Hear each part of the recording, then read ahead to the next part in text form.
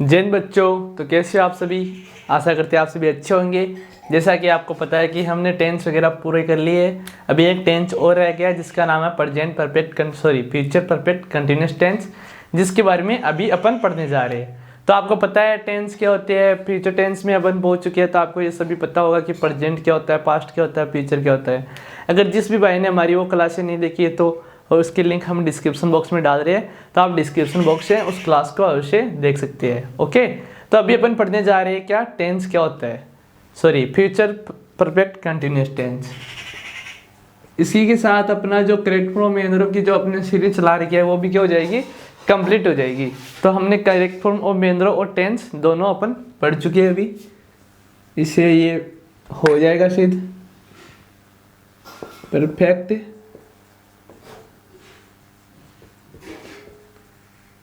NUOUS। बहुत से बच्चों को मीनिंग वगैरह नहीं आती। कल मैंने ऑफलाइन देखा था तो बच्चों को ये जो कंटिन्यूस की मीनिंग लिखना नहीं आती। कंटिन्यूस की मीनिंग होती है CONTINUOUS,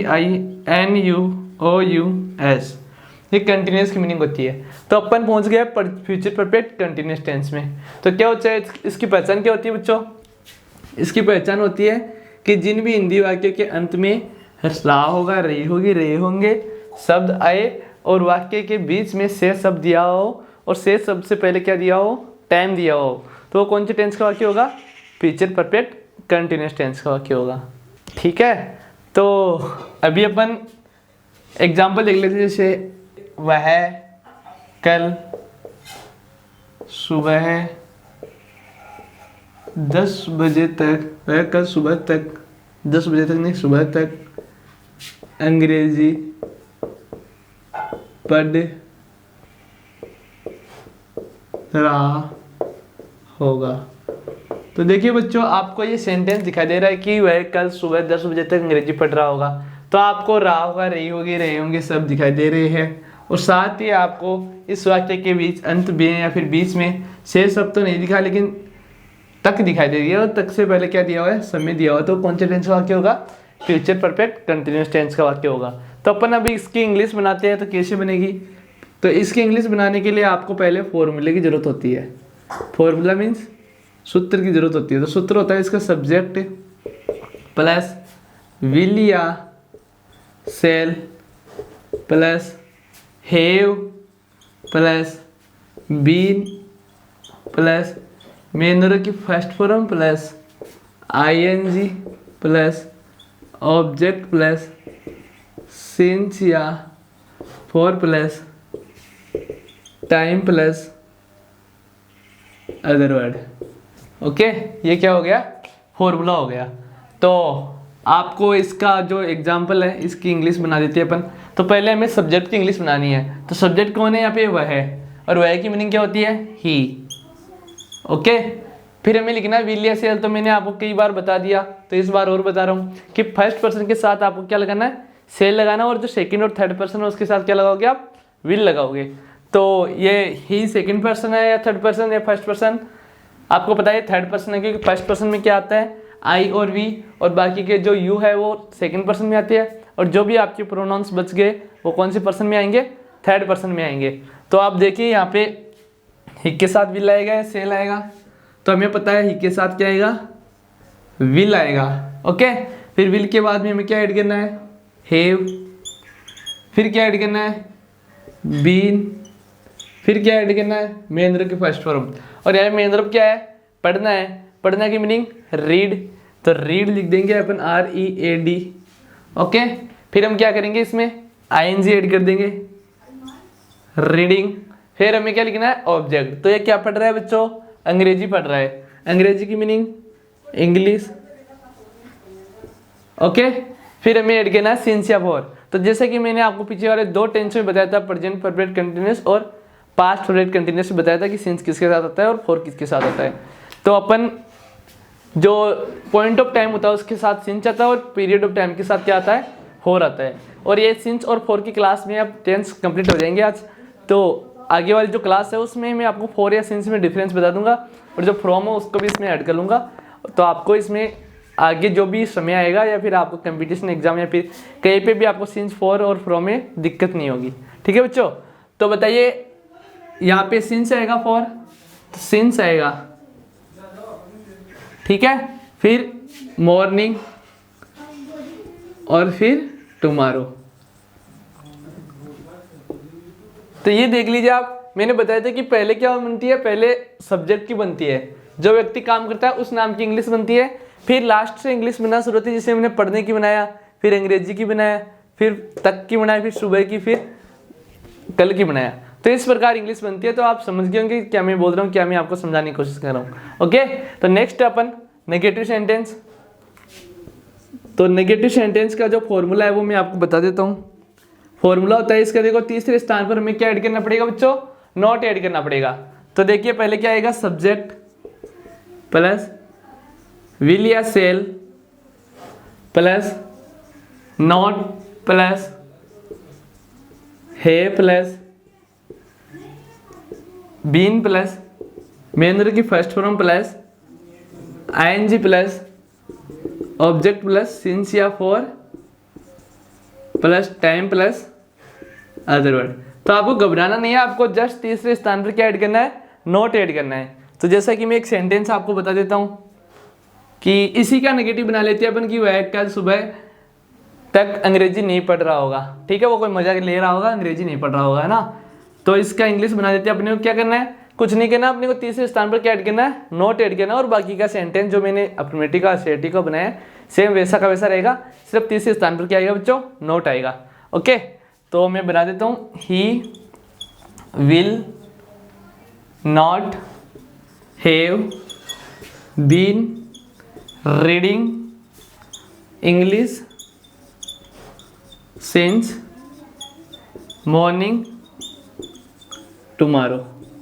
तो आप इस इंग्लिश बना लोगे। इसी प्रकार जो इंट्रोगेटिव होता है और इंट्रोगेटिव नेगेटिव होता है वो भी आप बना सकते हो। तो मैं इंट्रोगेटिव का फॉर्मूला तो मैं आपको बता देता हूँ और इंट्रोगेटिव नेगेटिव आपको खुद से करनी है।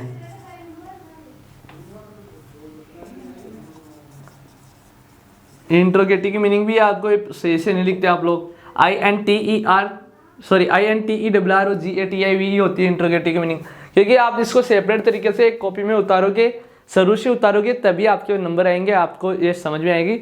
अदरवाइज आपको ये समझ में नहीं आएगी, चाहे आप कितने बड़े 30 मार्क खा हो। क्योंकि जो बच्चा सिक्वेंस में से पढ़ता है, चाहे स्कूल में चाहे ऑनलाइन पढ़े चाहे किसी से भी पढ़े, हम नहीं ये बोल रहे कि हमारे से पढ़े, ठीक है, हमसे बेहतर लोग यूट्यूब पे या फिर आपको ऑफलाइन मिल जाएंगे, ठीक है। लेकिन हम जो एडवाइस दे रहे हैं हमारा एक्सपीरियंस आपको शेयर कर रहे हैं, क्योंकि हमने 91 बनाए थे और एयरफोर्स की एग्ज़ाम क्लियर की है। ओके, और अभी SSC का CGL का प्री निकला हुआ है।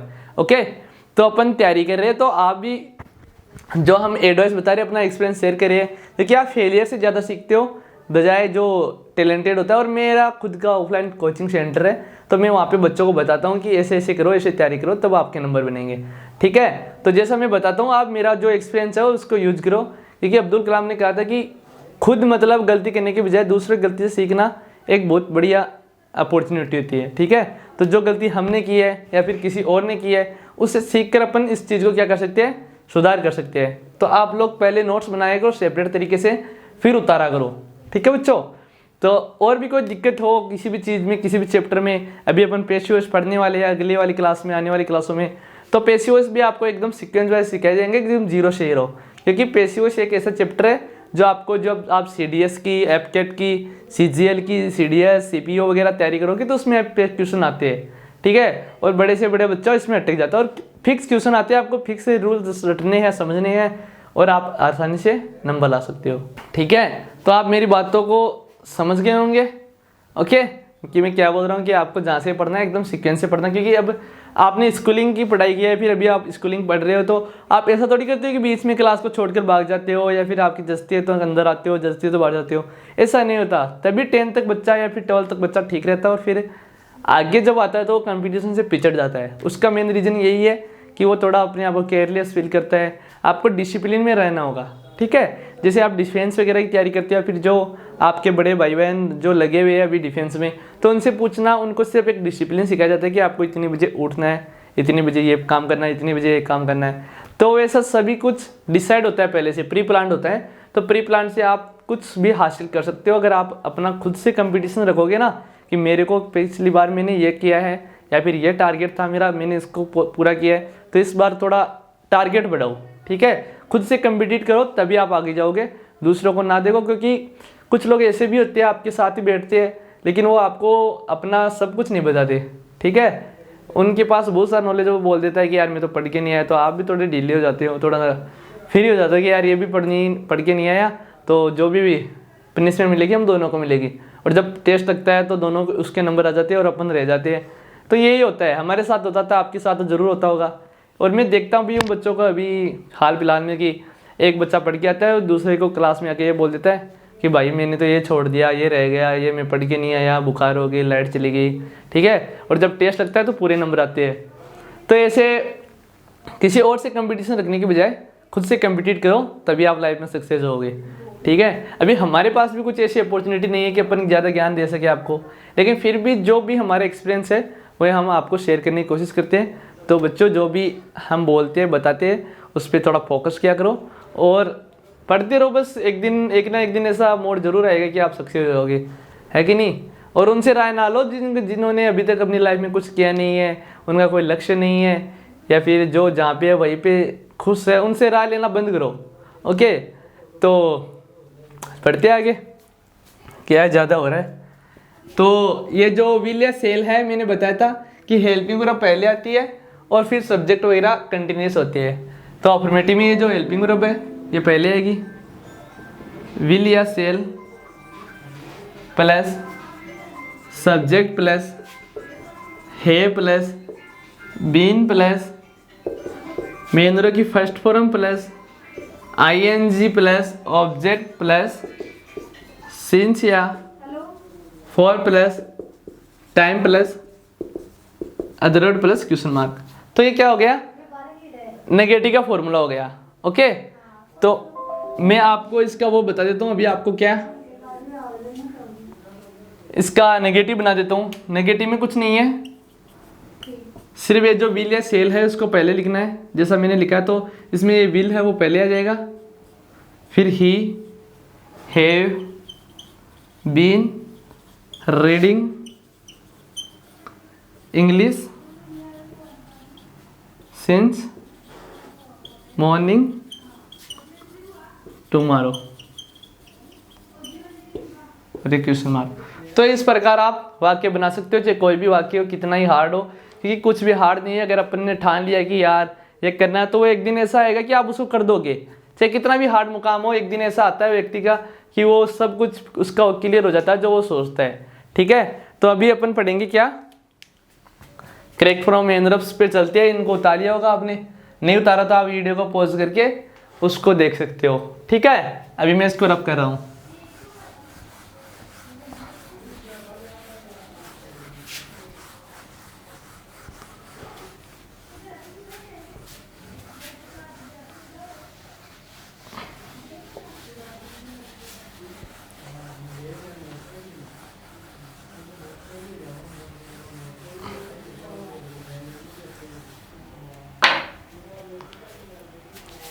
तो अपने को करेक्ट फॉर्म मेन वर्ब पढ़ना है। तो अपने को पता है कि correct form main verb will या सेल प्लस है plus been plus main verb की फर्स्ट फॉर्म प्लस ing, बस इतना याद रखना है। और इसमें इसके साथ हमें ये भी याद रखना है किसके साथ विल आएगा और किसके साथ क्या आएगा, सेल आएगा। बस अपने को इतना ही देखना है और बाकी का अपने आप निपट जाएगा, ओके।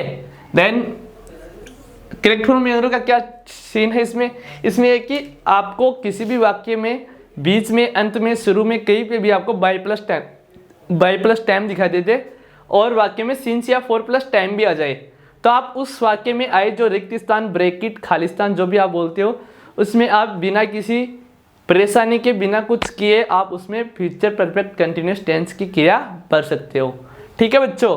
तो आपको जो फ्यूचर परफेक्ट का जो हिंट है बाई प्लस टाइम वाला, बस वही ध्यान में रखना है और बाकी का काम आपका बन जाएगा, ठीक है।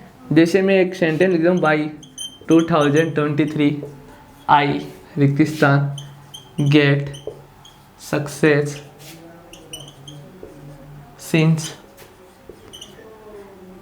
Since November 2023, okay. एक वाक्य और लिख देता हूँ, यू रिक्तिस्थान come here for last 2 hours by 17 November 2023। Okay, तो ये दो सेंटेंस मैंने लिखे हैं। तो इसमें आपको पहले वाले सेंटेंस में जैसा कि मैंने आपको बताया था कि आपको क्या दिया हुआ होगा, बाई प्लस टाइम दिया हुआ होगा और साथ में सिंस या फोर प्लस टाइम भी दिया हुआ होगा। जैसा कि सेम सीन इस वाले वाक्य में भी है, फोर प्लस टाइम और बाई प्लस टाइम। तो ये आपने फुलफिल कर लिया होगा कि ये फ्यूचर परफेक्ट कंटिन्यूअस टेंस का वाक्य है। ओके, तो आप इसमें क्या करोगे, इसमें हमें बनना है विल या सेल। तो पहले दिक्कत इसी में आती है कि इसमें विल आएगा सेल। तो आपको पता है आई सब्जेक्ट आई है और आई कौन सा पर्सन है, फर्स्ट पर्सन है। और फर्स्ट पर्सन के साथ क्या आता है बच्चों, विल आता है, सेल आता है अफर्मेटिव सेंटेंसों में, जैसा कि मैंने बताया था आपको। तो यहाँ पे क्या लिखेंगे अपन, सेल। फिर हमें क्या लिखना है, हैव।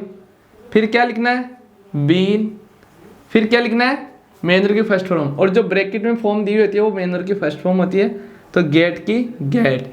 फिर आईएनजी ऐड करना, तो मैंने बताया था कि अगर कोई भी मीनिंग कॉन्सोनेंट पे फिनिश हो और उसके पहले जस्ट एक क्या हो, वोवेल हो, तो जो वाक्य जो आईएनजी फॉर्म या फिर ईएस वगैरह जोड़ते हैं अपन ऐड करते हैं, तो उसमें बिना किसी परेशानी के अपन उसको डबल करते हैं और आईएनजी या फिर ईएस वगैरह ईडी वगैरह जोड़ देते हैं।